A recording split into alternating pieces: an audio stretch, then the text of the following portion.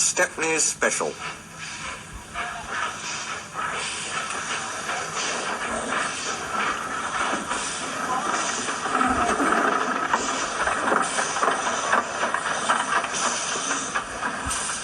So I tried very hard, but I couldn't work properly, and they put me on a siding. I stayed there for days and days. Other engines were there too. I was afraid. I'd have been frightened too, said Edward. But then some workmen came, they mended me, and even gave me a coat of paint. I couldn't understand it till my driver came. He was very pleased. Stepney, you lucky old engine, he said, you've been saved. The Bluebell Railway has bought you. What a lovely surprise, smiled Edward. Have they saved other engines besides you, he asked. Oh, yes, answered Stepney. You'd like our Bluebell and Primrose. They're twins, he chuckled. It's like as two peas. They only had numbers at first. Bluebell is 323 and Primrose is 27. They were very pleased when our controller gave them names. Some say he was wrong to do it. It certainly made them cocky. But they do work hard. And I think our controller was right. All engines ought to have names. Yes, agreed Edward. It's most important. That's why, Stepney continued, we've given names to our 488 and 2650. But our controller doesn't know. It's a secret. Don't tell him, will you? Of course not, smiled Edward. They're both very pleased about it, because now they feel part of the family. We call 488 Adams after his designer, you know. He's a lovely engine. A Southwestern from Devon. He can stroll away with any load he's given. Cromford, who's 2650, has been pulling trucks up high peaks in Derbyshire.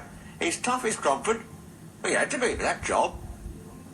Captain Baxter's tough too, Stepney went on. And rather rude. But he's worked in a quarry, and you know what that does to an engine's language and manners. I do indeed, said Edward gravely. He's a good sort, really, said Stepney. I like him. We both miss our work with trucks. He paused. I oughtn't to say this, he went on, after everyone's been so kind, but our line is very short. I never get any good runs now. I miss them dreadfully. Never mind, smiled Edward. Perhaps you'll get some while you're here. Stepney said goodbye to Edward, and then returned to the big station. There he helped Duck shunt the yard.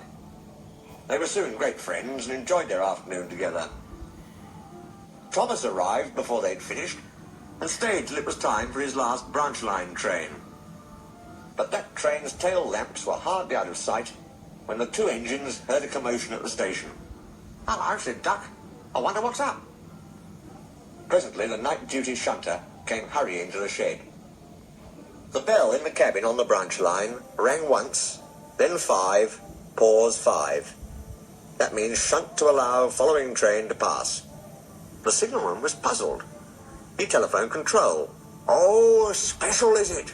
Ah, I see. Thomas and his passengers grumbled at being delayed, but there was no help for it. Soon they heard an unfamiliar puffing. Express headlamps swayed and twinkled. Then Stepney, pulling one coach, loomed in the station lights. He slowed to exchange tablets, whistled a greeting, then gathered speed into the night. Well, bust my boiler, said Thomas the tank engine. Shunted, fumed Thomas next morning. On my own branch too. It's a disgrace. I'm sorry, said Stepney. I was a special, he explained. Why? An important passenger came after you'd gone. He said he must get home and ordered a special. Kindly let me take it. We had a splendid run. No record breaking, of course, but... well, said Thomas modestly. Perhaps when you know the road as I do. Exactly, put in Stepney. You're such an expert. Thomas, flattered, forgot he was cross, and told Stepney all about his branch line.